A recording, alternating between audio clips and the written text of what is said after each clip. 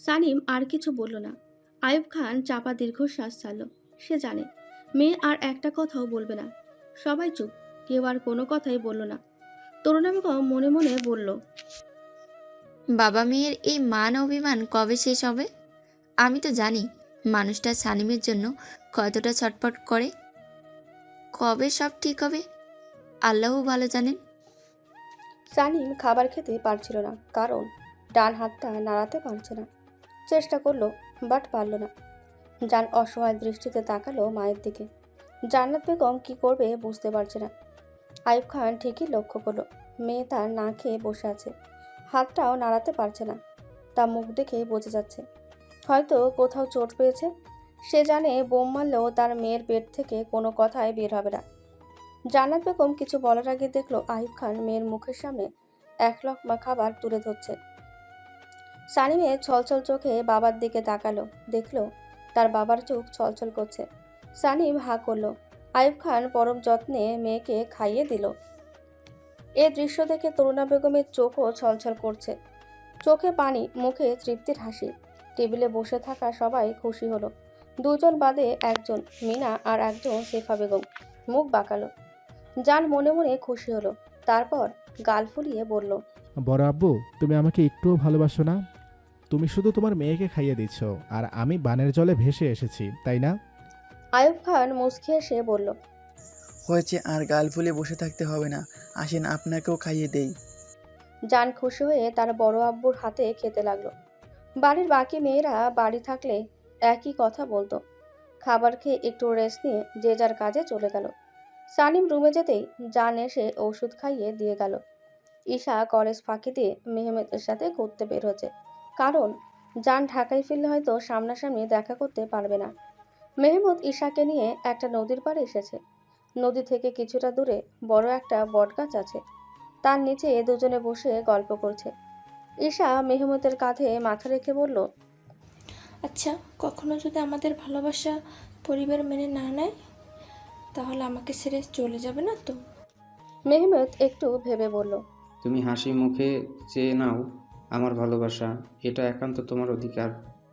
কখনো একটু সন্দেহ করো না তোমার মাঝে আমার মরা বাঁচা। তুমি আছো আমার নিঃশ্বাসে, যা আমার সাথে চলছে। আমি শুধু তোমারই থাকবো, সেটা জীবিত অথবা মৃত। তোমার কাছে এটা আমার ওয়াদা। ঈশা মুচকি এসে মেহমুদকে জড়িয়ে ধরে বলল, যতটুকু সময় বাঁচবো শুধু তোমার সাথেই বাঁচবো।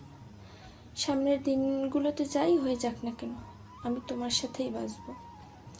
যতটুকু সময় নিঃশ্বাস নেব তা শুধু তোমার সাথেই নেব। সেটা রাস্তায় হোক না কেন, তবু তোমার সাথেই চলবো। আমি বাঁচতে চাই তোমার সাথে, মরতেও চাই তোমার সাথে। ঈশা মেহমুদের হাত ধরে খালি পায়ে নদীর পাড়ে বালিতে হাঁটতে থাকে। ঈশা মেহমুদকে পানি ছিটিয়ে দিচ্ছে আর খিলখিল করে হাসছে। মেহমুদ মুগ্ধ হয়ে তা দেখছে। মেহমুদ নিজের ঘড়ির দিকে তাকালো, তারপর ঈশাকে বলল, 4:46 এখন, যেতে হবে নয়তো লেট হয়ে যাবে। ঈশা মুখ ভার করে বলল, চলো। বাড়ির সব মেয়েরা বাড়িতে ফিরেছে। ফ্রেশ হয়ে সবাই ডাইনিং রুমে আড্ডা দিচ্ছে। তখন নিচে নেমে আসে জান। জানকে দেখে অবাক হয়ে যায় সবাই। দিশা বলে, জান, তুই কখন এলি? জান সোফায় বসতে বসতে বলল। এই তো দুপুরে। আছিয়া খুশি হয়ে বলল। অনেক সুন্দর জায়গা ভাইয়া, তাই না? জান মাথা নেড়ে বলল। ঈশা বলল, ভাইয়া, কি নিয়ে এসেছো রাঙামাটি থেকে? জান ঈশার মাথায় চাটি মেরে বলল, তোর মাথা নিয়ে এসছি। আহ ভাইয়া, মারছো কেন? তো কি করব ফাজিল, যা ভাগ। ঈশা ন্যাকা কান্না কেঁদে বলে। তুমি শুধু আমাকে মারো কেন? জান ভাব নিয়ে বলল। তোকে মারতে ভালো লাগে তাই। আসলে দুজনকে ধমক দিয়ে বলল। কি করেছিস দুজনে?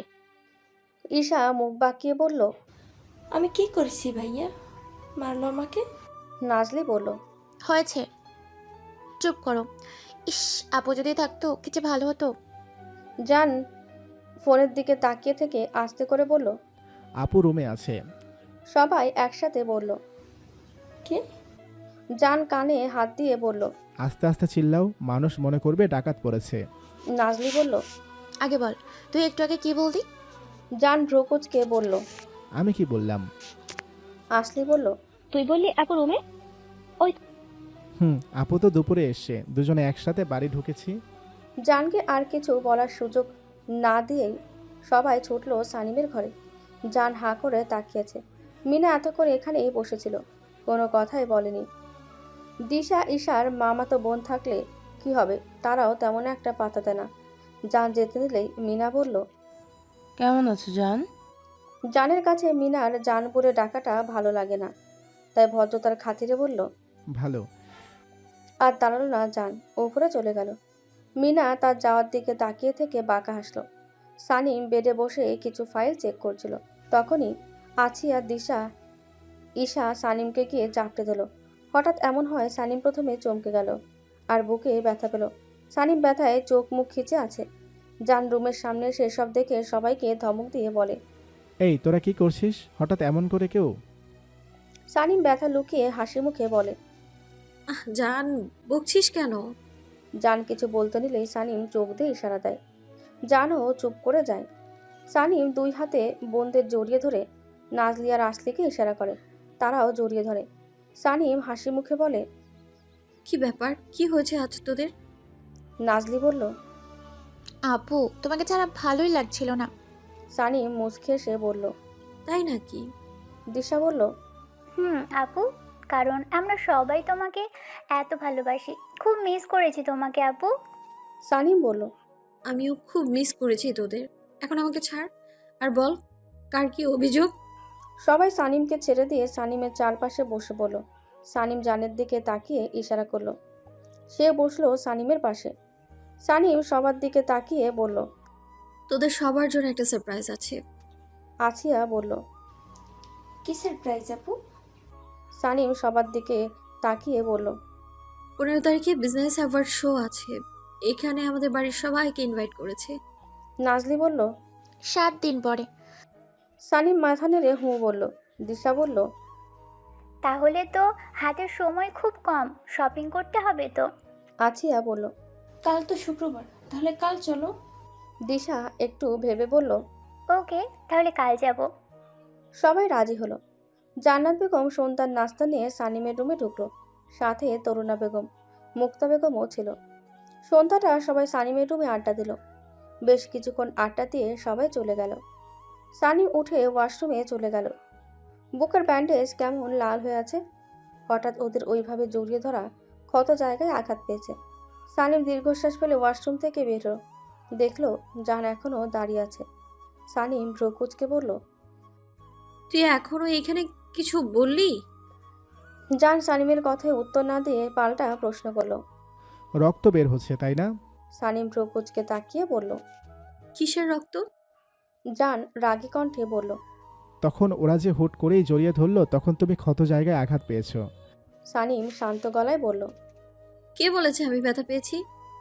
আজ এরা কথা ভালো লাগছে না, যা বলছি উত্তর দাও। আমাকে চেক করতে বাধ্য করো না। সানিম কথা বাড়াতে চাইল না, তাই বলল। একটু রক্ত বের হয়েছে। জান তাড়া দিয়ে বলল। চলো, ডক্টরের কাছে যাবে এখনই। সানিম বলল। জান তেমন লাগেনি, প্লিজ আজ কোথায় যাব না, কাল যাব প্লিজ, ভালো লাগছে না আমার। জান আর কথা বাড়ালো না, রেগে রুম থেকে চলে গেল।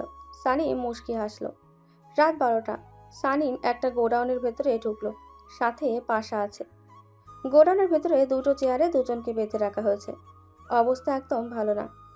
সানিমকে দেখে তাদের মুখে ভয়ের ছাপ দেখা গেল। চেয়ারের সাথে বেঁধে রাখা হয়েছে রুমান আর রুবিকে। আপনাদের তাদের কথা মনে আছে? জানকে অফিসে অপমান করেছিল? মনে না থাকলে পর্ব 5 পড়ে নেবেন। সানিম চেয়ারে বসলো। তা দেখে রুবি বলল। আমাদের মেরে ফেলো, এইভাবে বাঁচতে পারছি না। সানিম অট্টহাসিতে ফেটে পড়ল। রুবির অবস্থা খুব খারাপ। সানিম 2 হাত আগেই কেটে নিয়েছে। শরীরে গরম পানিও ঢেলেছে। ফোসকা পড়া জায়গায় মরিচের গুঁড়ো দিয়েছিল। সানিম রুবির মুখ চেপে ধরে বলল। তুই ভাবলি কি করে তোকে এত সহজে মৃত্যু দিব? আমি আমার জানের দিকে কেউ তাকালে তার চোখ উপড়ে ফেলি। আর তোর কত বড় সাহস, তুই ওকে অপমান করেছিস, তাও আবার টাচ করেছিস। তোর কলিজা কত বড় হয়েছে সেটা আমি না দেখে তো মরতে দিই না তোকে। সানিম ছুরি হাতে নিয়ে রুবির বুক বরাবর আঘাত করল। রুবি চিৎকার দিয়ে উঠল। সানিম বাম হাত রুবির ক্ষত জায়গায় ঢুকিয়ে দিয়ে হৃৎপিণ্ডটা টেনে বের করে আনলো। রুবি গগন বিতারক চিৎকার দিয়ে উঠল। তারপর একেবারে শান্ত হয়ে গেল। তা দেখে পাশের চেয়ারে বেঁধে রাখা রুমান হার্ট অ্যাটাকে মারা গেল। সানিমের মুখে পৈশাচিক হাসি ফুটে উঠল। সানিমের এমন কাজে পাশাও ভয় পেয়ে গেল। এতটা ভয়ঙ্কর রূপে সানিমকে সে কখনো দেখেনি।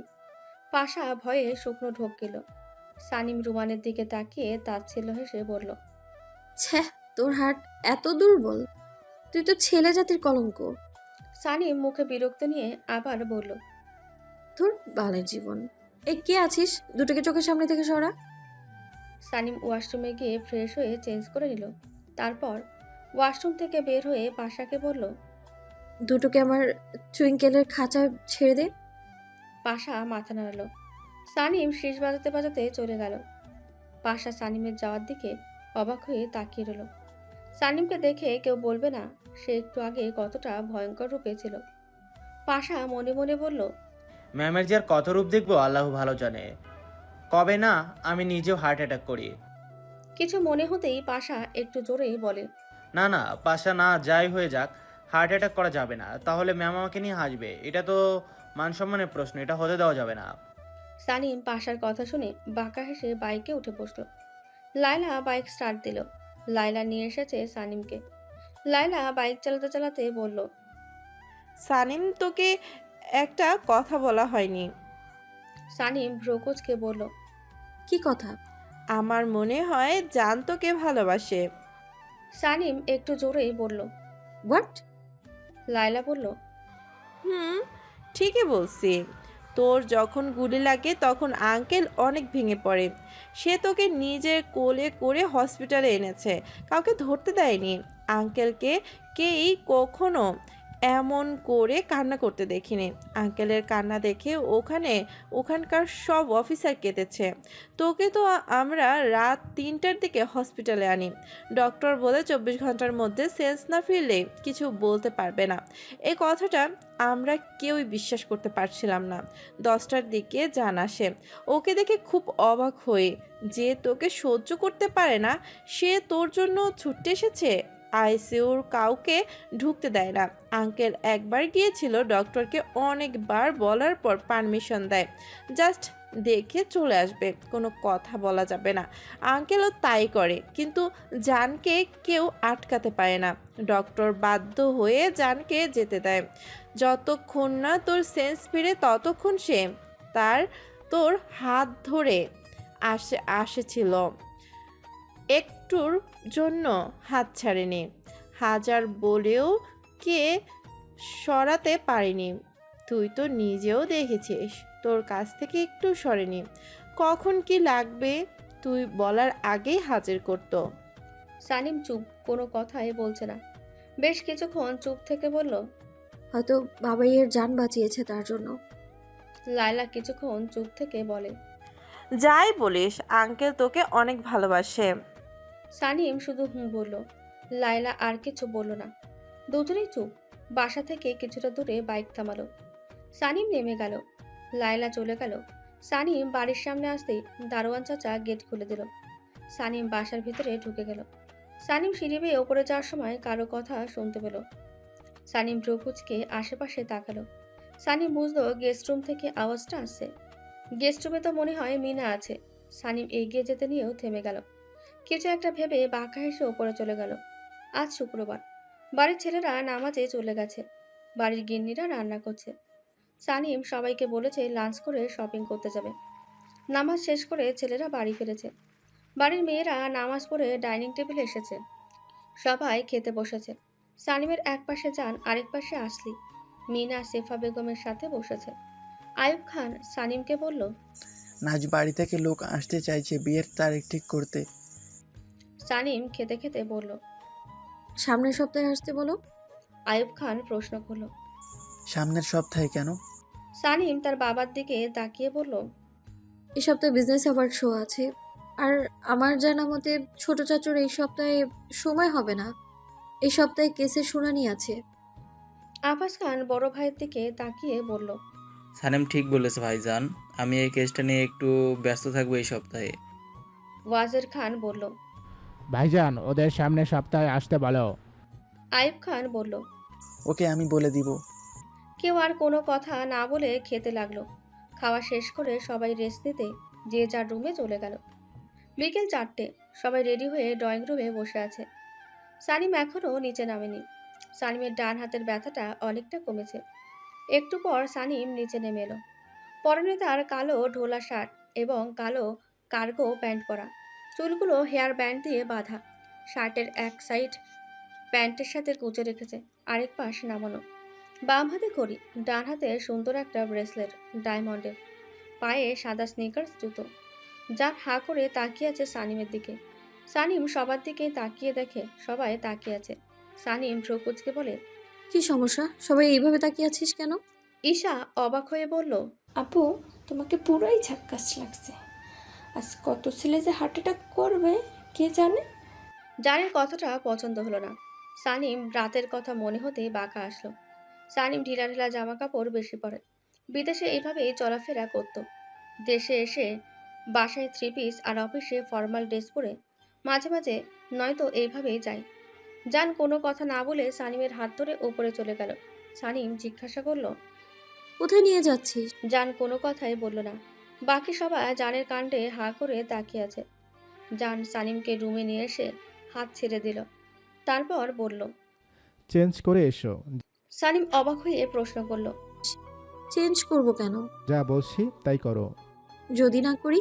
তুমি কি চাচ্ছ আমি নিজে তোমাকে চেঞ্জ করে দেই? হোয়াট? কি সব বলছিস? মাথা খারাপ হয়ে গেছে তোর? সর, সামনে থেকে বের হব আমি। জান জেদ দেখিয়ে রাগী গলায় বলল, তুমি কি চেঞ্জ করবে নাকি আমি করিয়ে দিব? জান, বেশি হয়ে যাচ্ছে কিন্তু। থাপ্পড় না খেতে চাইলে সরে যা। জান জোর করায় সানিম রেগে জানকে থাপ্পড় মারে। জান গালে হাত দিয়ে অবিশ্বাস্য চোখে তাকিয়ে আছে। সানিম থাপ্পড় মেরে নিজেও হতভম্ব হয়ে গেছে। জান রেগে দরজায় লাথি মেরে রুম থেকে বের হয়ে যায়। সানিম আবার জানকে মারল। জান নিজের রুমে গিয়ে দরজা বন্ধ করে দেয়। সানিম ধপ করে বেড়ে বসে পড়ে। যখন হুঁশ আসে তখন সে কি করেছে। সানিম রেগে ড্রেসিং টেবিলের আয়নায় ঘুষি মারে। সাথে সাথে আয়নাটা ভেঙে যায়। সানিমের হাতে কাঁচ ঢুকে যায়। গলগল করে রক্ত পড়তে থাকে। ডান হাতে বেশি জোর খাটানোর ফলে ক্ষত জায়গা থেকে রক্ত বের হয়। ওপর থেকে ভাঙার আওয়াজ শুনে সবাই উপরে যায়। বড়রাও রুম থেকে বের হয়ে সানিমের রুমের সামনে আসে। দেখে রুমের নাজেহাল অবস্থা, হাত থেকেও রক্ত পড়ছে। সবাই রুমে ঢুকতে গেলে সানিম চিল্লিয়ে বলে, কেউ রুমে ঢুকবে না। চিল্লিয়ে কথা বলার কারণে বুকে টান লাগে। সানিম বুক চেপে বসে পড়ে। আসলে এগিয়ে যেতে গেলেই সানিম তাকে থামিয়ে দেয়। ভুলেও কেউ রুমের ভেতর ঢুকবি না, নয়তো এই জিনিসগুলোর মতো তোদেরও ভাঙবো। কেউ আর সাহস পেল না এগোনোর। জান এতক্ষণ ঘাপটি মেরে বসেছিল। হঠাৎ গুলি লাগার কথা মনে হতেই জান রুম থেকে ছুটে বেরোলো। সানিমের রুমের সামনে সবাই, কেউ রুমে ঢোকার সাহস পাচ্ছে না। জান সবার দিকে তাকিয়ে বলল, বড় আব্বু চিন্তা করো না, তোমরা যাও এখান থেকে, আমি দেখছি ব্যাপারটা। আইব খান বলল, তোকে আঘাত করবে পারে, তুই যাস না, ওকে একা ছেড়ে দে। জান বলল, কিচ্ছু হবে না, তোমরা সবাই যাও, ভিড় করবে না, আবার হয়তো রেগে যাবে। কি আর করার, অসহায় মুখ করে সবাই চলে গেল। জান ভেতরে ঢুকতে নিলেই সানিম বলল, আসবি না আমার কাছে, আবার তোকে আঘাত করে ফেলবো আমি। আসিস না আমার কাছে, খুব খারাপ হবে। চলে যা। আমি জান রুমের দরজাটা ভেতর থেকে আটকে দিল। সানিম বারবার জানকে নিষেধ করছে কাছে আসতে। জান সানিমের কথা না শুনে সানিমের কাছে এগিয়ে গিয়ে হাত ধরল। সানিম অন্য হাত দিয়ে জানকে ধাক্কা দিতে লাগলো। জান সানিমকে হুট করে জড়িয়ে দিল। সানিম ছোটার জন্য পাগলামি করছে। ছাড় আমাকে, আমি তোকে আবার আঘাত করে ফেলেছি। আমার কাছে আসবি না, চলে যা, নয়তো আবার আঘাত দিয়ে ফেলবো। জান সানিমকে শক্ত করে বুকের সাথে জড়িয়ে নিল। তবুও সানিম ছোটার জন্য পাগলামি করছে। হাত থেকে রক্ত পড়ছে, বুকের ক্ষত জায়গা থেকেও। জান সানিমকে শান্ত করার জন্য হুট করেই সানিমের ঠোঁটে ঠোঁট ডুবিয়ে দিল। সানিম শান্ত হয়ে গেল। জান সানিমের কোমর চেপে ধরে নিজের সাথে ভালো করে মিশিয়ে নিল। সানিম পুরোপুরি শান্ত হয়ে গেল। জান সানিমের ঠোঁট ছেড়ে দিল। জান দেখলো সানিম সেন্সলেস হয়ে গেছে। জান সানিমের কপালে চুমু খেয়ে কোলে তুলে নিল। সানিমের রুম থেকে বের হয়ে জান সানিমকে নিজের রুমে নিয়ে শুয়ে দিয়ে বুক পর্যন্ত কাঁথা টেনে দিল, যাতে কারো চোখে ক্ষতটা না পড়ে। জানের সাদা শার্টে রক্ত লেগে গেছে। বুঝলো বুকের ক্ষত থেকে রক্ত বেরোচ্ছে। জান করিডোরে গিয়ে নিচে ড্রয়িং রুমের দিকে তাকালো। সবাই চিন্তিত মুখে বসে আছে। জান দীর্ঘশ্বাস ফেলে বলল, আম্মু উপরে আসো তো, আর পারুলাপু রুমটা পরিষ্কার করে দে। জানের কথা শুনে সবাই ওপরে আসলো। সানিম জানের বেডে শুয়ে আছে। সবাই সানিমকে ঘিরে আছে। জান দিশাকে বলল। দিশা, যা তো আপুর রুম থেকে কাপড় নিয়ে আয়। দিশা মাথা নেড়ে চলে গেল। জান আছিয়াকে বলল। আসিয়া, ফার্স্ট এড বক্সটা দে তো। আছিয়া ফার্স্ট এড বক্স এনে দিল। জান সানিমের ডান হাত থেকে কাচের টুকরো টান দিয়ে বের করলো। ভালো করে স্যাভলন দিয়ে পরিষ্কার করে ভায়োডিন লাগিয়ে ব্যান্ডেজ করে দিল। তারপর জান্নাত বেগমকে বলল, চেঞ্জ করে দাও। এই বলে কিছু একটা ইশারা করলো। জান্নাত বেগম বুঝে গেল। সবাই রুম থেকে বের হয়ে গেল। তরুণা বেগম স্বামীর বুকে মাথা রেখে কান্না করে দিল। একটু আগেই তো ভালো ছিল, হঠাৎ কি হয়ে গেল? আয়ুব খান দীর্ঘশ্বাস ছেড়ে বলল। জানি না, আমার খুব ভয় করে মেয়েটাকে নিয়ে। মেয়েটা কারো কথা শুনি না। আয়ুব খান বউকে নিয়ে রুমে গেল। শরীর খারাপ করছে তরুণা বেগমের। সেফা বেগম মুখ বাঁকিয়ে চলে গেল। যত সব ঢং। জান্নাত বেগম সানিমের ক্ষত জায়গায় স্যাভলন দিয়ে পরিষ্কার করে নতুন করে ব্যান্ডেজ করে দিল। তারপর সানিমকে চেঞ্জ করিয়ে রুম থেকে বের হয়ে এলো। সব বোনেরা দরজার বাইরে মুখ ভার করে দাঁড়িয়ে আছে। বোনেরা সানিমকে যেমন ভয় পায়, তেমন অসম্ভব ভালোবাসে। কেউ আর শপিং করতে গেল না। সবাই যার যার রুমে চলে গেল। জান গিয়ে সানিমের মাথার কাছে বসে সানিমের বাম হাতটা নিজের হাতের মুঠোয় নিয়ে বলল, আমাকে আঘাত করে নিজেকে 2 গুণ বেশি আঘাত কেন করলে? 1 মিনিট, তোমার শরীরে যে আঘাতের দাগ ছিল সেগুলো কি তুমি নিজে করেছো? আজ আমাকে মেরে তুমি নিজেকে আঘাত করেছো, তার মানে ওই দিন আমাকে মেরে তুমি নিজেকে আঘাত করেছো প্রতিনিয়ত। এটা যদি সত্যি হয়ে থাকে তাহলে আমার থেকে খারাপ আর কেউ হবে না। তখন তুমি দেখবে আমি জান রাগলে কতটা ভয়ঙ্কর হতে পারি। জান চুপ করে তাকিয়ে আছে সানিমের মুখের দিকে। রাগ লাগছে খুব তার সানিমের ওপর। তারপর কিছু একটা ভেবে বাঁকা হেসে বলল, আমাকে ভালোবাসো অথচ বলতে পারো না। তোমার মুখ থেকে কি করে ভালোবাসি কথাটা বের করতে হয় তা আমি ভালো করেই জানি। তুমি নিজে সবার সামনে চিল্লিয়ে বলবে তুমি আমাকে ভালোবাসো। আমি যদি তোমার মুখ থেকে ভালোবাসি কথাটা বের না করতে পারি তাহলে আমার নামও জান ইয়ামান খান না। রেডি থেকো, খান বাড়ির ঘাড়তেরা জেদি কন্যা। সানিমের ঘুম ভাঙে রাত 10টায়। কারণ জান সানিমকে ঘুমের ইঞ্জেকশন দিয়েছিল। সানিম ঘুম ভেঙে নিজেকে জানের রুমে আবিষ্কার করে। বুঝতে পারে না সে এখানে কি করে এলো। মনে করতে পারছে না। মাথায় চাপ দিতে সব মনে পড়ে যায়। জানের কিস করার দৃশ্যটাও চোখের সামনে ভেসে ওঠে। কিছু একটা ভেবে বাঁকা হাসে সানিম। বেড থেকে নেমে ধীর পায়ে রুম থেকে বের হয়ে আসে। নিচ থেকে আওয়াজ আসছে। হয়তো সবাই নিচে। সানিম নিজের রুমে যায়। দেখে সব কিছু আগের মতোই আছে। সানিম ফ্রেশ হতে চলে গেল। জান ভাঙা ড্রেসিং টেবিল সরিয়ে নতুনটা এনে দিয়েছে। আর বুয়া সব কিছু পরিষ্কার করে দিয়েছে। সানিম ফ্রেশ হয়ে নিচে আসে। দেখে বাড়ির সবাই নিচে বসে আড্ডা দিচ্ছে। এখানে শুধু মেয়েরা আছে, ছেলেরা হয়তো যার যার রুমে আছে। সানিম জানকে কোথাও দেখলো না। আসতে সানিমকে সিঁড়ি দিয়ে নামতে দেখে বলল, আপু এসে গেছে। আসলির কথায় সবাই সিঁড়ির দিকে তাকালো। দেখলো সানিম আসছে। সানিম গিয়ে বসলো সিঙ্গেল সোফায়। সানিমের মুখটা কেমন গম্ভীর হয়ে আছে। সানিমকে দেখে সবাই চুপ। কেউ কোনো কথাই বলছে না। তরুণা বেগম বললেন, সানিম, খাবি আয়। সবারই খাওয়া শেষ, তুই আর জান বাত আসিস। জান্নাত জান কোথায় গেল? বড় আপা, তুমি বসো, তোমার শরীর তো ভালো না। আমি সানিমকে খাবার দিচ্ছি। জান ফোনে কথা বলতে বলতে বাগানের দিকে গেছে। তরুণা বেগম জান্নাত বেগমকে বলল, আমি রুমে যাব, ভালো লাগছে না, ওদের খাবার দিয়ে দাও। আপা, আপনি যান, আমি দিয়ে দিব। তরুণা বেগম ওপরে চলে গেল। তার পেছনে সেফা বেগমও চলে গেল। সানিম গম্ভীর মুখেই বলল, মণিমা, আমি এখন খাবো না, তোমরা গিয়ে শুয়ে পড়ো। কিন্তু সানিম। তুমি কি বলবে আমি জানি, চিন্তা করো না, পরে খেয়ে নিব নে। এখন খেতে ইচ্ছে করছে না। 11টা বাজে, ঘুমিয়ে পড়ো গিয়ে। জান্নাত বেগম আর কিছু বলল না। জানে বলেও লাভ নেই। জান্নাত বেগম আর মুক্তা বেগম ওপরে চলে গেল। বাকি রয়ে গেল ছোটরা। সবাই চুপ। সানিম সবার উদ্দেশ্যে বলল, শপিংয়ে গিয়েছিলি তোরা?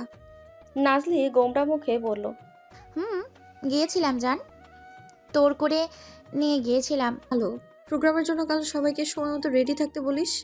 এখন যে যার রুমে যা। কেউ আর কোনো কথাই বলল না, সবাই উপরে চলে গেল। সানিমের গম্ভীর মুখ দেখে সবাই চুপ ছিল, কারণ সানিমের গম্ভীর মুখ দেখলে সবাই ভয় পায়। সবাই চলে যেতেই সানিম দাঁড়ালো, মেন দরজার দিকে তাকিয়ে ওপরে চলে গেল। সানিম রুমে গিয়ে ফোনটা নিয়ে ছাদের দিকে যেতে লাগলো। জান কথা শেষ করে ড্রয়িং রুমে এসে দেখে কেউ নেই, তাই সে মেন ডোর লাগিয়ে লাইট অফ করে ডিম লাইট জ্বালিয়ে ওপরে চলে গেল। রুমে এসে দেখে বেড ফাঁকা, কেউ নেই। জান সানিমের রুমে গেল সানিমকে খুঁজতে। না, সানিম সেখানেও নেই। জান সানিমের ছোট মিনি ছাদেও দেখলো, কোথাও নেই। এত রাতে কই যেতে পারে? বাড়ির বাইরে গেলে তো আমি দেখতাম, তাহলে কই গেল? জান একটু ভেবে বলে, ছাদে যায়নি তো। জান ছাদের দিকে হাঁটা ধরলো, ছাদের দরজার কাছে এসে দাঁড়ালো। দরজায় পাসওয়ার্ড না দিলে দরজা খুলবে না। জান জানে পাসওয়ার্ড। জান পাসওয়ার্ড দিলে দরজা খুলে যায়। জান ভেতরে ঢোকার সাথে সাথে দরজা আপনা আপনি লেগে যায়।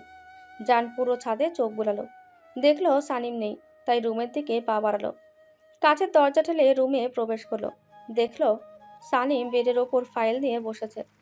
সানিম জানকে ছাদে প্রবেশ করার সময় দেখেছে, কারণ জান যখন পাসওয়ার্ড দিয়েছে তখন সানিমের ফোনে নোটিফিকেশন এসেছে। সানিম কনফার্ম করার পরে জান প্রবেশ করতে পেরেছে ছাদে। সানিম ফাইলের দিকে তাকিয়ে বলল, হঠাৎ এখানে কিছু বললি? জান বেডে বসতে বসতে বলল, বলার জন্য আসতে হবে এখানে, এমনি আসা যায় না। সানিম ফাইল থেকে চোখ সরিয়ে জানের দিকে তাকালো, বলল, না, আসা যায় না। কেউ দেখলে কি ভাববে? জান ডোন্ট কেয়ার ভাব নিয়ে বলল। যার যা ইচ্ছে ভাবুক, তাতে আমি কি করব? সানিম জানের দিকে ভ্রু কুঁচকে তাকালো, তারপর বলল, ফালতু কথা না বলে কি বলবি বল। জান জানে সানিমের সাথে কথাই পারবে না, তাই মুখ গোমরা করে বলল, রাতে খেয়েছো? সানিমের ছোট উত্তর। না। জান আর একটাও কথা বলল না, রুম থেকে বেরিয়ে গেল। সানিম একবার তাকিয়ে চোখ ফিরে নিল, কাজে মন দিল। কাজ করতে করতে সানিমের মাথাটা খুব ধরেছে। সানিমের ইচ্ছে করছে না এখন উঠে গিয়ে কফি বানাতে। সানিম তাড়াতাড়ি কাজ শেষ করে ঘুমাতে চাইল, তাই আবার কাজ করতে লাগলো। তখনই ফোনে আবার নোটিফিকেশন আসে। সানিম ভ্রু কুঁচকে দেখে জান পাসওয়ার্ড দিয়েছে প্রবেশ করার জন্য। সানিম কনফার্ম করে দেয়। ছাদের দরজার বাইরে ছোট একটা ক্যামেরা আছে, সেটা সানিম ছাড়া কেউ জানে না। কিছুক্ষণ পর জান রুমে আসে হাতে খাবার নিয়ে। সানিম না তাকিয়ে বলে, তুই আবার কেন এলি? জান কোনো কথাই বলে না। খাবারের প্লেট ছোট বেড সাইড টেবিলে রেখে কিচেন রুমে গিয়ে হাত ধুয়ে আসে। খাবার প্লেট হাতে নিয়ে সানিমের সামনে বসে পড়ে। সানিম কাজ করা বাদ দিয়ে জানের দিকে তাকায়। জান সানিমের চাহনি উপেক্ষা করে, সানিমের সামনে এক লকমা খাবার তুলে ধরে। সানিম প্রকুচকে গম্ভীর হয়ে বলে, আমি খাবো না, তুই খেয়ে নে। জান এবার মুখ খুলল, বলল, আমি তো খাবই, সাথে তুমিও খাবে। বেশি কথা না বলে হা করো। সানিম রাগী চোখে তাকিয়ে বলল, বলছি না খাবো না। আর বলতে পারল না। তার আগে জান সানিমের মুখে খাবার ঢুকিয়ে দিল। সানিম খাবার মুখে নিয়ে জানের দিকে খেয়ে ফেলা লোক নিয়ে তাকালো। জান তা পাত্তা দিল না, সানিমকে খাওয়াতে লাগলো আর নিজেও খেতে লাগলো। সানিম আর কিছু না বলে চুপচাপ খেতে লাগলো। খাওয়া শেষ হলে জান সানিমকে ওষুধ খাইয়ে দেয়। তারপর প্লেট হাতে তুলে নিয়ে যেতে যেতে বলল, কেউ যেন বেশি রাত না জাগে, তাড়াতাড়ি যেন ঘুমিয়ে পড়া হয়। জান চলে গেল। সানিম জানের যাওয়ার দিকে তাকিয়ে মুচকি হাসলো। সানিম ফাইলগুলো উঠিয়ে রাখলো, তারপর লাইট অফ করে শুয়ে পড়ল। অন্ধকার ঘরে রকিং চেয়ারে বসে আছে একটি লোক, হাতে তার সিগারেট। তার সামনে মাথা নিচু করে দাঁড়িয়ে আছে একটি লোক। চেয়ারে বসে থাকা লোকটি বলল, আমার এত বড় লস কে করলো তা জানতে পেরেছো? লোকটি মাথা নিচু করেই বলে, না বস, কোনো খোঁজ পাওয়া যায়নি এখনো। লোকটা রেগে চিল্লিয়ে বলল, একজন মানুষকে তোমরা খুঁজে বের করতে পারছো না, ঘাস কাটার জন্য তোমাদের রেখেছি। বস, আমরা তো কম চেষ্টা করিনি, কিন্তু তার কোনো খোঁজ পাইনি। যার কারণে আমার কোটি কোটি টাকা লোকসান হয়েছে, তাকে আমার যে কোনো মূল্যে চাই। আর সেনাপ্রধান ইয়াহিয়া খান শালায় দুইবার বেঁচে গেছে, দুইবারই কেউ তাকে বাঁচিয়েছে। খোঁজ লাগা কে আছে এর পিছনে। লোকটা মাথা নাড়িয়ে চলে গেল। চেয়ারে থাকা লোকটা সিগারেট টান দিয়ে ওপরের দিকে ধোঁয়া উড়াতে বলল, কে আমার এতদিনের তিল তিল করে গড়া তোলা সাম্রাজ্য ধ্বংস করতে চাইছে? কে? তুই যে হয়ে থাকস না কেন, আমি তোকে খুঁজে বের করব। তুই সাপেলে যে পা দিয়েছিস, ছবল তো খেতেই হবে। লোকটার অট্ট হাসি রুমের প্রতিটি দেওয়ালে বাড়ি খাচ্ছে। প্রোগ্রামের জন্য সবাই রেডি হচ্ছে। সন্ধ্যা 6টা থেকে প্রোগ্রাম শুরু, তাই সবাই দুপুরের লাঞ্চ করে রেডি হচ্ছে।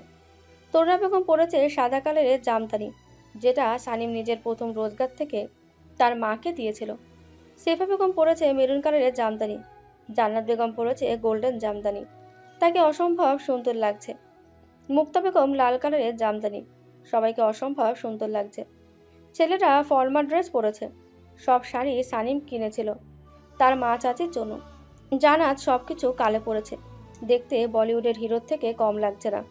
আসলি নাজরি 3 পিস পরেছে, সেম ডিজাইনের, কালার ভিন্ন। নাজলি 3 পিস সবুজ কালার আর আসলি সিক্রিন কালার, দুজনে সেম সেজেছে, চুলগুলো ছেড়ে রাখা।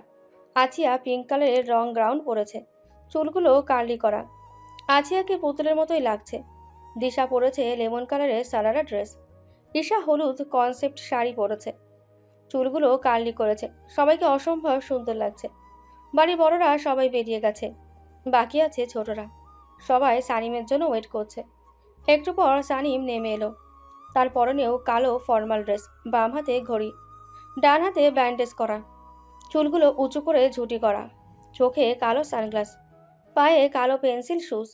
জান হাঁ করে তাকিয়ে আছে, মনে মনে বলল, এই মেয়ের এক এক রূপ আমাকে পাগল করে দিবে। সানিম জানের দিকে তাকিয়ে থেকে শুকনো ঢোক গিলে নিজেকে সামলিয়ে নিল। কালো সানগ্লাস থাকায় কারোরই চোখে পড়েনি। একটু পর মিনা এসে হাজির হলো। সেও শাড়ি পরেছে, স্লিভলেস ব্লাউজ, বলিউড স্টাইলে পেট পিঠ সবই দেখা যাচ্ছে। জান ফিরেও তাকায়নি। সবাই একবার করে তাকিয়ে চোখ ফিরে নিয়েছে। সন্ধ্যে 6টা, প্রোগ্রাম শুরু হয়ে গেছে। উপস্থাপিকা মাইকের সামনে এসে সবাইকে স্বাগতম জানায়, তারপর মূল অনুষ্ঠানে চলে যায়। এখানে বাংলাদেশের সব বিজনেসম্যান এসেছে এবং তাদের পরিবার সহ। উপস্থাপিকা মাইকের সামনে এসে বলতে লাগলো, বিগত 5 বছর যাবৎ প্রত্যেকবার খান গ্রুপ অ্যাওয়ার্ড পেয়ে এসেছে। সবাই মনে করছে এইবারের বিজনেস অ্যাওয়ার্ড খান গ্রুপই পাবে। আসলেই কি তাই? দেখাই যাক কি হয়। সানিম সামনের সারিতে বসে আছে, তার পাশে হাজাল আর লেলা। সানিম রিল্যাক্সে বসে ফোন চালাচ্ছে। একটু পর বিজনেস নিয়ে অনেকেই বক্তব্য দিলেন। এখন পুরস্কার দেওয়ার সময়। কে পাবে এই অ্যাওয়ার্ড? উপস্থাপিকা আবার বলল, এবারের অ্যাওয়ার্ড পেতে যাচ্ছে নতুন কোম্পানি। কোম্পানিটি 3 বছরে অনেক সাফল্য অর্জন করেছে। আমি স্টেজে আমন্ত্রণ জানাচ্ছি এসকে কোম্পানির এমডি সানিম খানকে। Please welcome. সানিমের নাম শুনে খানবাড়ির সবাই চমকে এলো। এটা তারা কল্পনাও করেনি। আইয়ুব খানের চোখে পানি। মেয়ে তার অনেক বড় হয়ে গেছে, বাবা হিসেবে গর্ব হচ্ছে। সানিম সবার দিকে তাকিয়ে স্টেজে উঠে গেল। সানিমকে কিছু বলার জন্য অনুরোধ করলো। সানিম মাইক হাতে নিয়ে সবাইকে সালাম দিল। নিজের অভিজ্ঞতা থেকে বলতে লাগলো, life is not easy, it is full of tears kindly and taste, but each shade has given me size and every taste. We are terrified through this, so when life pushes you, become stronger because you are stronger than your struggle. Now if life tries to break you, prove that you are unbroken. Drop comment is okay, and if you are still scared, then follow because stay with the Oris like us. জীবন সহজ নয়, এটা অশ্রুতে পূর্ণ সদয় এবং পরীক্ষা। তবে প্রতিটা অশ্রু আমাকে আকার দিয়েছে এবং প্রতিটা পরীক্ষা।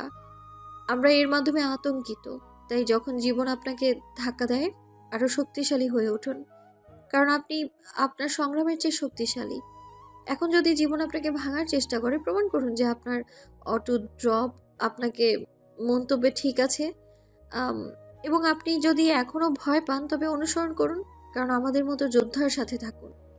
সানিম একটু থেমে আবার বলল, No boyfriend, no girlfriend, no problem. No money is a big problem. Listen, you can live without relationship for everything. Life cannot go on in the struggle of dreams. How do you make it tomorrow if you get stuck? If you struggles, everything you can break. You can't love, you can't enjoy the way you want to make money in life. Not just cash, it is freedom. It is the key to our survival on your terms. So work hard and pay attention to smart things. Boyfriend নেই, girlfriend নেই, সমস্যা নেই, কোনো টাকা নেই, বড় সমস্যা। শুনুন, আপনি সব কিছুর জন্য সম্পর্ক ছাড়া বাঁচতে পারেন। স্বপ্নের সংগ্রামে জীবন চলতে পারে না। আপনি আটকে গেলে আগামীকাল কিভাবে এটি তৈরি করবেন? এটা আপনার বিরতি এবং সব কিছুর সংগ্রাম। তুমি ভালোবাসতে পারবে না, আপনি জীবনে যেভাবে অর্থ উপার্জন করতে চান তা উপভোগ করতে পারবেন না। শুধু নগদ নয়, এটি স্বাধীনতা, এটি আপনার শর্তে বেঁচে থাকার একটা চাবিকাঠি। তাই কঠোর পরিশ্রম করুন এবং স্মার্ট জিনিসগুলোতে মনোযোগ দিন। সানিম তার বাবার দিকে তাকিয়ে আবার বলল, My father always said one thing, people can deceive you, but your hard working will never deceive you. আমার বাবা সবসময় একটা কথা বলতো, মানুষ তোমায় ধোকা দিতে পারে কিন্তু তোমার কঠোর পরিশ্রম কখনো তোমায় ধোকা দিবে না। আয়ানের চোখে পানি, ঠোঁটের কোণে হাসি। সবাই নতুন সানিমকে দেখছে, যেটা তারা কখনো কল্পনা করতে পারেনি। জানতো গালে হাত দিয়ে তাকিয়ে আছে। এবার সানিম লায়লা আর হাজালের দিকে তাকিয়ে বলল, আমার এই লং জার্নি এত সহজ ছিল না। আমার আত্মবিশ্বাস, কঠোর পরিশ্রমের কারণেই আজ আমি এত দূর আসতে পেরেছি। এর পেছনে শুধু আমার একার অবদান ছিল না, আরও দুইজনের অবদান ছিল, যারা সব সময় আমার বিপদে আপদে আমার পাশে থেকেছে, আমাকে সাহস দিয়েছে। আমি যেমন আমার দুঃখটা তাদের সাথে ভাগ করে নিয়েছি, সুখটাও ভাগ করে নিতে চাই আমি। তাই আমি তাদের অনুরোধ করছি স্টেজে আসার জন্য। ওয়েলকাম লায়লা অ্যান্ড হাজাল। সানিমের কথা শুনে লেইলা হাজাল দৌড়ে স্টেজে গিয়ে সানিমকে জড়িয়ে ধরে কান্না করে দিল। এটা খুশির কান্না, কিছু পাওয়ার কান্না। সবাই তাদের বন্ধুত্ব দেখছে। লেইলা তো কিছু বলতেই পারল না। হাজাল শুধু বলল, আমার এখানে কিছু বলার নাই। সানিম অনেক কষ্ট করে এই কোম্পানি দাঁড় করিয়েছে।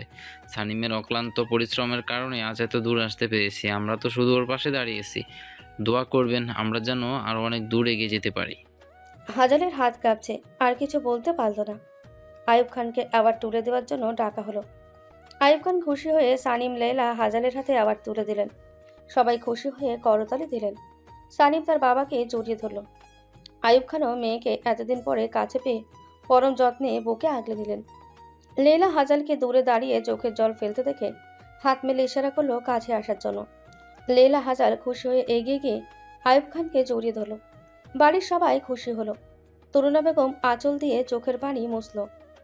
এখানে নাজমুলের পরিবারও এসেছে, আয়ুষ পরিবারও এসেছে। সবাই অবাক হয়েছে সানিমকে এইভাবে দেখে। আরুষ হাঁ করে তাকিয়ে আছে সানিমের দিকে। আরুষ কখনো ভাবতেই পারেনি সানিমের সাথে এইভাবে দেখা হয়ে যাবে। আরুষ ভাবেনি সানিম দেখতে এত সুন্দর আর স্মার্ট। শুধু আরুষ না, এখানে আসা প্রতিটা ছেলে তাকিয়ে আছে সানিমের দিকে। জান চারদিকে চোখ বুলিয়ে রাগে ফুঁসছে। ওর খুব হিংসা হচ্ছে। জান যদি পারতো তাহলে সানিমকে বোরকা পরিয়ে রাখতো। হয়তো জানের পেছনে দুটো ছেলে কথা বলছে।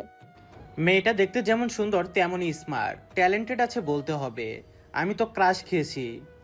আরেকজন বলে, যাই বলিস, এখানে থাকা 3টা মেয়েই খুব সুন্দর, একটাকে পটাতে পারলেই হবে। এই রকম নানা কথা জানের কানে ভেসে এলো। জান রাগে হাত মুষ্টিবদ্ধ করে আছে। এখানে উপস্থিত থাকা এমপি হারুন মোল্লার ছেলে হায়দার মোল্লার সানিমকে মনে ধরেছে খুব। সে সানিমের দিকে তাকিয়ে মনে মনে বলল, তোমাকে আমার খুব মনে ধরেছে, যে কোনো মূল্যে তোমাকে আমার লাগবে। হায়দার মোল্লার চোখ যার দিকে একবার পড়ে তাকে নিজের না করে ছাড়ে না। বলেই বাঁকা হাসল। আইয়ুব খানের হাতে মাইক দেওয়া হলো। সেও কাপা হাতে মাইক তুলে নিল। সবাইকে সালাম দিলেন। তারপর বলতে লাগলেন, আমার মেয়ের জন্য আজ আমার গর্ব হচ্ছে, খুশিও লাগছে। শানিমের যখন জন্ম হয় সেই দিনও খুব খুশি হয়েছিলাম মেয়ে হয়েছে বলে, কিন্তু আমার মা চেয়েছিল ছেলে সন্তান। ছেলেরা নাকি বংশের বাতি। মা বলতো সেই দিন আমার আব্বা শানিমকে কোলে নিয়ে কপালে চুমু খেয়ে বলেছিল, শুধু ছেলেরা বংশের মুখ উজ্জ্বল করে। এটা তোমাকে কে বলেছে? এই মেয়ে একদিন সংসারের হাল ধরবে, সবার দায়িত্ব নিজের কাঁধে তুলে নেবে, নিজের যোগ্যতায় নিজেকে এমন জায়গায় নিয়ে যাবে সবাই তাকে বাহবা দিবে। এটা প্রমাণ করবে মেয়েরা চাইলেই অনেক কিছুই করতে পারে।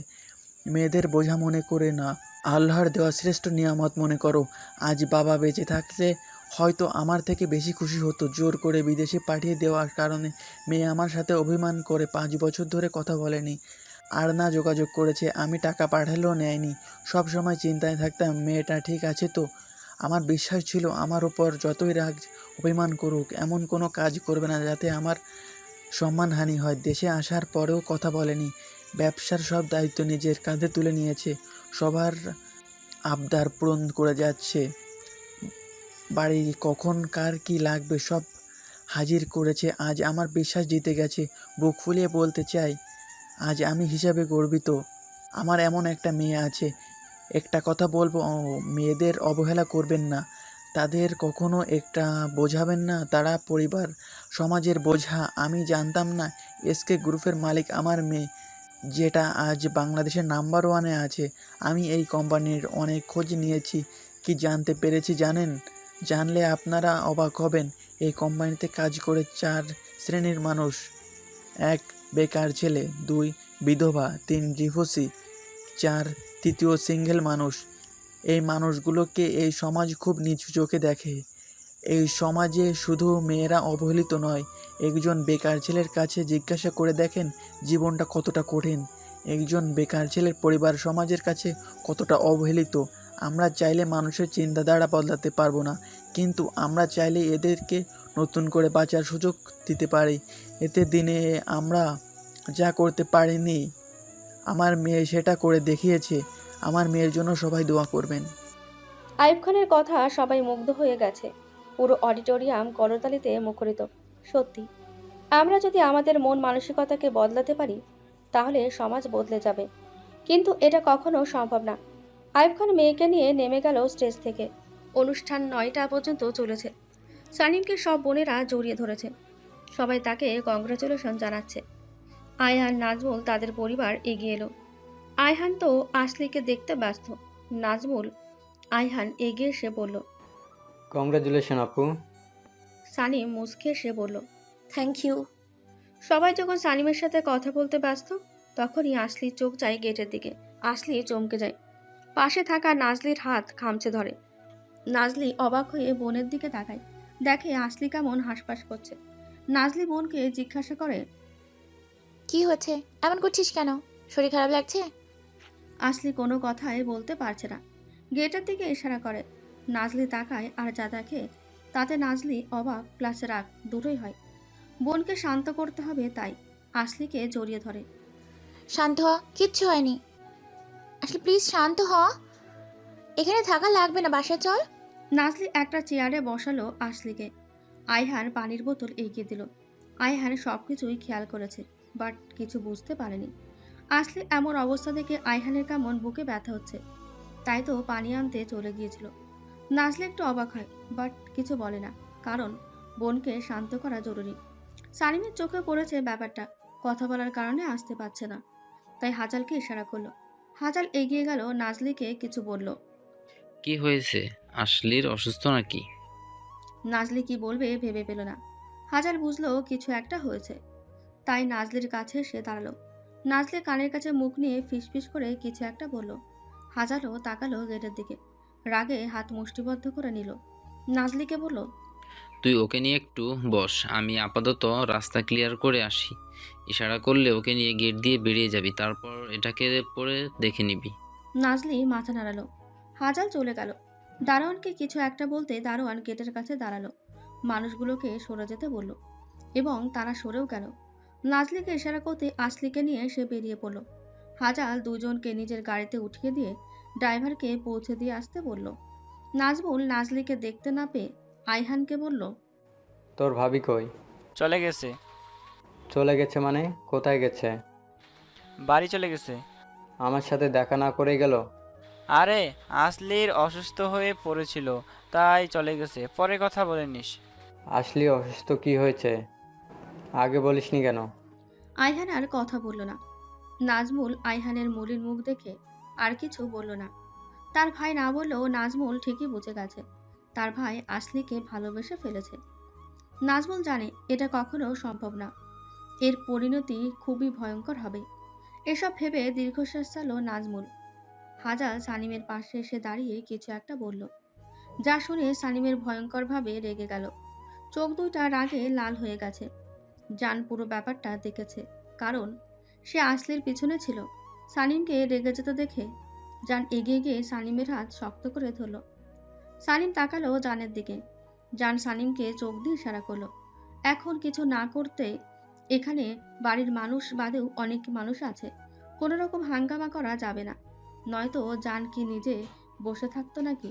সানিম জানের ইশারা বুঝতে পেরে চোখ বন্ধ করে জোরে জোরে শ্বাস নিয়ে নিজেকে শান্ত করার চেষ্টা করলো।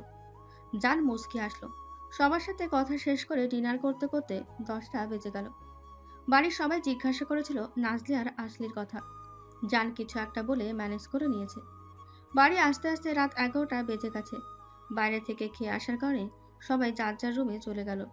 সানিম নিজের রুমে গিয়ে ফ্রেশ হয়ে একটু রেস্ট নিল। ঘড়ির কাঁটা তখন 12টার ঘরে। সানিম নিজের রুম থেকে বের হয়ে নিজে স্টাডি রুমে ঢুকলো। এই রুমে এখনো বাতি জ্বলছে। সানিম গিয়ে তার ছোট চাচুর সামনে দাঁড়ালো। আফাজ খান হঠাৎ নিজের সামনে কারোর উপস্থিতি টের পেয়ে চমকে তাকালো। সানিমকে দেখে স্বস্তির নিঃশ্বাস ফেলে অবাক হয়ে বলল, সানিম মামুনি, তুমি এখানে কিছু বলবে? সানিম চেয়ার টেনে বসতে বসতে বলল, কেন চাচু, এমনি কি আসা যায় না? আফাজ খান মুচকি হেসে বলল, পাগলি মেয়ে, কেন আসতে পারবে না? সবাই অনেক টায়ার্ড, না ঘুমিয়ে হঠাৎ এখানে, তাই জিজ্ঞাসা করলাম। সানিম শান্ত সুরে বলল, তুমিও তো টায়ার্ড, তাহলে তুমি রেস্ট না নিয়ে কাজে বসে গেছো? কি করব বলো, কাল কেসটার শুনানি, তাই দেখছিলাম সব ঠিক আছে কিনা। আচ্ছা চাচু, কোনো সমস্যা হয়েছে? আফাজ খান পেপারগুলো থেকে চোখ সরিয়ে সানিমের দিকে তাকিয়ে বলল। সব ঠিক আছে, কিন্তু সাক্ষীরা ভয়ে মুখ খুলতে চাইছে না। সানিম তার চাচুর দিকে তাকিয়ে বলল, তুমি চিন্তা করো না, কাল ঠিক সময় সাক্ষী কোর্টে পৌঁছে যাবে এবং সব স্বীকারও করবে। আফাজ খান অবাক হয়ে প্রশ্ন করে, পৌঁছে যাবে আবার সব কিছু স্বীকার করবে? কি করতে চাইছো তুমি? আরে চাচু, এত প্যারা নিও না তো। কালকের কেসে তুমি জিতবে, শহর থাকো। আমি একটা কথা জানতে এসেছি। আফাজ খান ভ্রু কুঁচকে বলল। কি জানতে পেরেছ? সানিমের মুখটা কেমন গম্ভীর হয়ে গেল। গম্ভীর কণ্ঠে বলল, ছোট চাচু কেন বাড়ি ছেড়েছিল? দাদু মারা যাওয়ার পর কেন চাচু বাড়ি আসেনি? চাচু এখন কোথায় আছে জানো কিছু তুমি? আফাজ খান একটু না অনেকটাই অবাক হলো। তিনি তাকিয়ে আছে সানিমের গম্ভীর মুখের দিকে। মেয়েটার মাথায় কি চলছে বোঝার চেষ্টা করছে। সানিম এখনও তাকিয়ে আছে তার চাচুর দিকে, উত্তরের আশায়। আফাজ খান দীর্ঘশ্বাস ফেলে বলল, জানি না অমন হঠাৎ করে কেন বাড়ি ছাড়লো, কিন্তু বাড়ি ছাড়ার আগে আব্বার সাথে কথা কাটাকাটি হয়, তারপর কাউকে কিছু না বলে চলে যায়। কোথায় গেছে কেউ জানে না। অনেক খুঁজছি কিন্তু ভাইটাকে পাইনি। 16টা বছর হয়ে গেল, ভাইয়ের কোনো খবর পেলাম না। কিন্তু হঠাৎ ওর কথা কেন জিজ্ঞেস করছো? সানিম কোনো উত্তর দিল না, আবার প্রশ্ন করলো, আচ্ছা, ছোট চাচু বাসা থেকে যাওয়ার কতদিন পর দাদু মারা যায় আর কিভাবে? আফাজ খান কেমন গম্ভীর হয়ে গেল। কিছুক্ষণ চুপ থেকে বলল, উমর যাওয়ার পর থেকে আব্বা কেমন চুপ হয়ে গেল, সারাক্ষণ কি যেন ভাবতো, জিজ্ঞাসা করলেও কিছু বলতো না, চুপ করে থাকতো। বেশ কিছুদিন পর 7-8 মাসের মতো হবে, একদিন আব্বা সকালে ধানকে দেখতে যায়। সকালে গড়িয়ে দুপুর গড়িয়ে বিকেল হয়ে গেল, কিন্তু আব্বা ফিরে এলো না। আমরা কেউ বাড়ি ছিলাম না। এসে শুনি আব্বা সারাদিন ধরে বাড়ি নেই। মা টেনশন করছিল, তাই আমি, বড় ভাই আর মেজো ভাই আব্বাকে খুঁজতে বের হই। অনেকের কাছে জিজ্ঞাসা করি, কিন্তু কেউ বলতে পারে না। আব্বা বাড়িতে বলে গিয়েছিল ধান ক্ষেত দেখতে যাই, তাই ধান ক্ষেতের দিকে গেলাম। গিয়ে দেখি ক্ষেতের বাতার কারো পা দেখা যাচ্ছে। এগিয়ে গিয়ে দেখি আব্বার পা, মাথাটা ধান ক্ষেতের ভিতরে কাদার মধ্যে ডুবে আছে। আব্বা বলে অনেক ডাকি কিন্তু সাড়া দেয় না। 3 ভাইয়ের আব্বাকে ধরে বাড়ি আনি।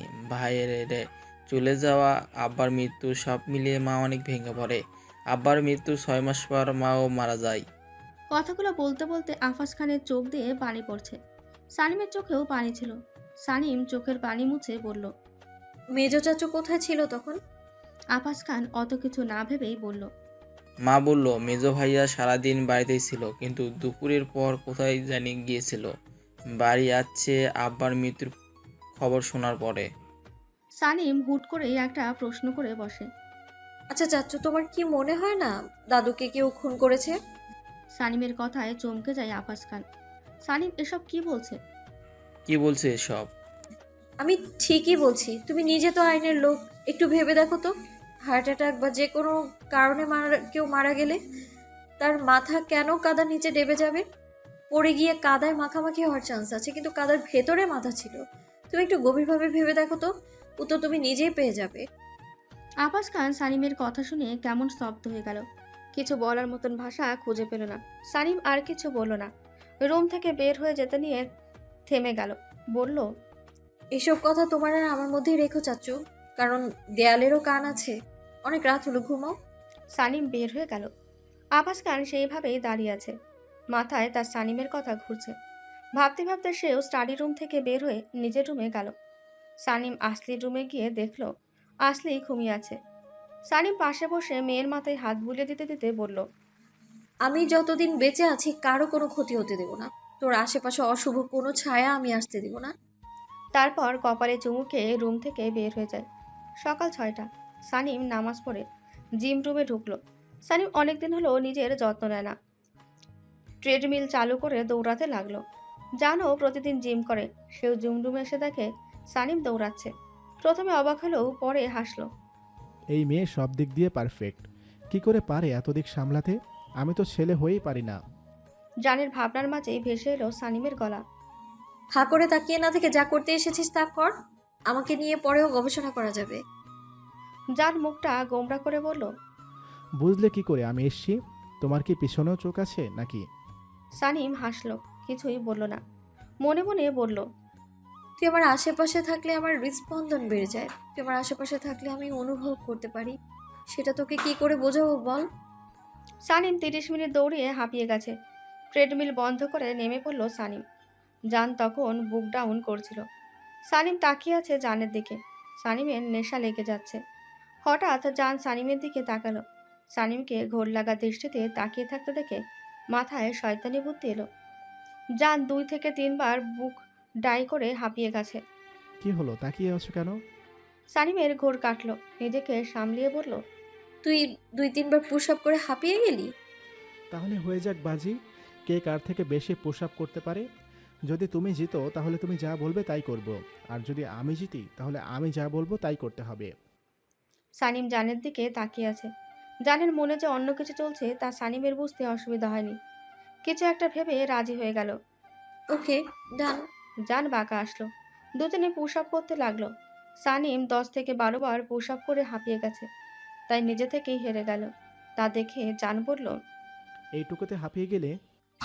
তুই বেশি যখন পারিস তাহলে আমাকে করে দেখা।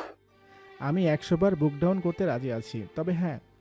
সানিম ভ্রু কুঁচকে বলল, কি? জান বাঁকা হেসে বলল, নিচে তোমাকে থাকতে হবে। সানিমের চোখ বড় বড় হয়ে গেল। একটু জোরেই বলল, অসম্ভব। জান ঠোঁটের কোণে বাঁকা হাসি ঝুরিয়ে বলল, তুমি তো বলেছিলে হেরে গেলে আমি যা বলবো তাই করবে। আমি তো জানতাম সানিম আইদিন তুঞ্জা খান কখনো কথার বরখেলাপ করে না। তাহলে কি ধরে নিব সেও কথা দিয়ে কথা রাখে না? সানিম কোনো উপায় না পেয়ে রাজি হয়ে যায়। জানের খুশিতে ডান্স দিতে ইচ্ছে করছে। কতদিনের স্বপ্ন এইভাবে পূরণ হবে ভাবেনি। সানিমের কেমন আনিজে লাগছে, কিন্তু আর কোনো উপায়ও নেই। নিজে ইচ্ছায় হেরে গিয়ে নিজেই বাঁশ খেয়েছে। সানিম শুয়ে পড়ল পেটের উপর, 2 হাত রেখে। যার মুচকে সে বুক ডাউন দিতে লাগলো। দুজনে চোখের দিকে তাকিয়ে আছে। সানিম চোখের পলক ফেলতে ভুলে গেছে। এখন আর কোনো রকম খারাপ লাগছে না। বুকের ধুকপুকানি বেড়ে গেছে। জান সানিমের ঘামার্ত মুখের দিকে তাকিয়ে আছে। ছোট ছোট চুলগুলো কপালের সাথে লেপ্টে আছে। দুজনই তাকিয়ে আছে, বাট কেউ কারো চোখ থেকে নজর সরাচ্ছে না। এইভাবে কতটা সময় পার হয়ে গেছে কেউ বলতে পারবে না। জান নিজেকে কন্ট্রোল করতে পারল না। মুখটা এগিয়ে নিয়ে সানিমের কপালে গভীরভাবে চুমু খেলো। হঠাৎ এমন হয় সানিম চমকে ঘোর থেকে বেরিয়ে এলো। জান কি করছিস? সর, উপর থেকে যেতে দে। জানের কানে আদৌ কি গেছে সানিমের কথা? জান সানিমের ঠোঁটে একটা চুমু খেলো। সানিম কেঁপে উঠল, কিছু বলার শক্তি পেল না। জান সানিমের গলার কাছে মুখ নিয়ে একটু জোরে কামড় দিল। সানিম একটু ব্যথা পেয়ে চোখ বন্ধ করে এলো। সানিমের পুরো শরীরে মনে হয় কারেন্ট বয়ে গেল। কামড় দেওয়া জায়গায় জান ঠোঁট দিয়ে চেপে ধরে রাখলো। জান সানিমের গলা থেকে মুখ উঠিয়ে সানিমের চোখের দিকে তাকালো। তারপর কানের কাছে মুখ নিয়ে ফিসফিস করে বলল, আমার নামে 2-1টা কলঙ্কের দাগ তোমার শরীরে থাকলে কি বেশি ক্ষতি হবে? জান কথা বলার কারণে জানের ঠোঁট সানিমের ঠোঁটে স্পর্শ করছিল। সানিম পুরো শরীর কাঁপছিল, সাথে ঠোঁট। জান সানিমের কানের কাছ থেকে মুখ সরিয়ে নে সানিমের মুখের দিকে তাকাই, দেখে চোখ বন্ধ করে আছে। গোলাপি ঠোঁট কাঁপছে। জান চোখের পাপড়িতে চুমু খেলো। কাঁপতে থাকা ঠোঁটে শব্দ করে চুমু খেয়ে জান উঠে দৌড়ে পালালো রুম থেকে। সানিম চোখ খুলে হা হয়ে তাকিয়ে আছে। কিছু বলার মতো শক্তি পাচ্ছে না। সানিমের বুক ধরফর করছে। সানিম জোরে জোরে শ্বাস নিচ্ছে নিজেকে শান্ত করার জন্য। সানিম ঘেমে একাকার হয়ে গেছে। বেশ অনেকটা সময় নিয়ে সানিম নিজেকে শান্ত করলো। জানের কামড় দেওয়া জায়গায় হাত দিয়ে মুচকি হাসলো। তারপর একটু রেগে বলল, ফাজিল এই ছিল তোর মনে? তোরে তো সামনে পেলে খুন করবো আমি, বেয়াদব। জানকে বকতে বকতে উঠে বসলো সানিম। জান দরজার আড়াল থেকে মুখ বের করে বলে, আমি তো সেই কবেই খুন হয়েছি তোমার ওই চোখে। আর কিভাবে খুন করবে? অন্য কোনো অস্ত্র আছে নাকি আমাকে খুন করার? সানিম রাগি চোখে তাকালো। জান আর দাঁড়ালো না, চলে গেল। জান যেতে সানিম কিছু একটা ভেবে ফিক করে হেসে দিল। নিজেও জিম রুম থেকে বের হয়ে ওপরে চলে গেল। জান দেওয়ালে হাত রেখে ঝর্ণার নিচে দাঁড়িয়ে আছে, দৃষ্টি তার নিচের দিকে। জান জোরে জোরে নিঃশ্বাস নিচ্ছে, নিজেকে শান্ত করার প্রচেষ্টা মাত্র। তোমার চোখের গভীরতা এত যে আমি বেশিক্ষণ তাকিয়ে থাকতে পারি না। তোমার চোখের দিকে তাকালে দুনিয়া ভুলে যাই। সকাল 8টা, খাবার টেবিলে সবাই বসে আছে। জান গোসল করে রেডি হয়ে নিচে নেমে আসে। তার কিছুক্ষণ পর সানিমও নেমে আসে। আজ কালো শার্ট, কালো কার্গো প্যান্ট, ভেজা চুলগুলো কোমরের নিচ অব্দি পড়ে আছে। সানিমকে আজ অন্যরকম লাগছে। জান তো তাকিয়ে আছে। সানিম জানের মুখোমুখি বসে পড়ল। জান আইয়ুব খানের পাশে বসেছে। তার পাশে দিশা, তার পাশে মিনা। জান সানিমকে জ্বালানোর জন্য বলল, মিনু আপু, আপনার পাশের ডিমের বাটিটা দেন তো। জানের এমন কথায় সবাই অবাক হলো। সানিম কাঁটা চামচ হাতে মুষ্টিবদ্ধ করে ধরে আছে, মাথা নিচু করে রাগ কন্ট্রোল করতে চাইছে। মিনা লাজুক হেসে এগিয়ে দিল। জান বাঁকা হেসে আবার বলল, থ্যাংক ইউ আপু। মিনা শুধু হাসলো। জান আবার বলল, আপু, আপনার এখানে থাকতে কোনো অসুবিধা হচ্ছে না তো?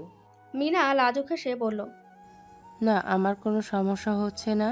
সানিমের আর সহ্য হলো না। কাঁটা চামচটা টেবিলের উপর জোরে রেখে উঠে দাঁড়িয়ে বাইরের দিকে হাঁটা দিল। পেছন থেকে সবাই চিল্লাচ্ছে না খেয়ে উঠে যাওয়ার জন্য। তরুণা বেগম বলল, সানিম, খেয়ে যা, মা এমনিতেই শরীরটা বেশি ভালো না। ততক্ষণে সানিম মেন দরজা দিয়ে বেরিয়ে গেছে।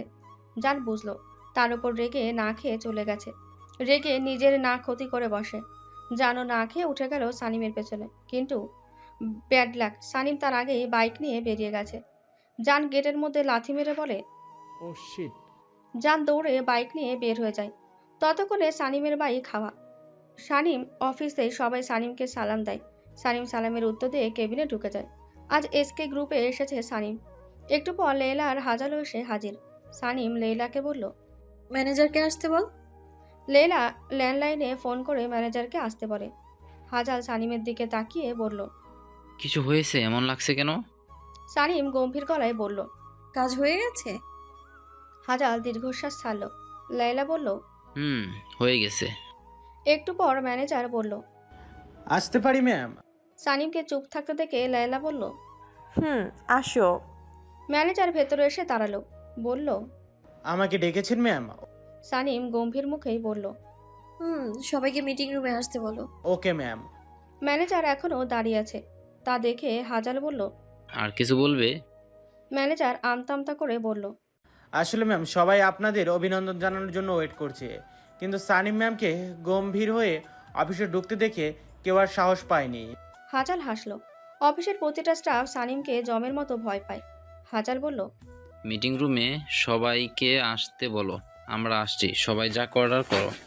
ম্যানেজার হাসি মুখে বের হয়ে গেল। হাজাল সানিমকে বলল, কি হয়েছে বলবি তো? সানিম কিছুক্ষণ চুপ থেকে বলল, কিছু না।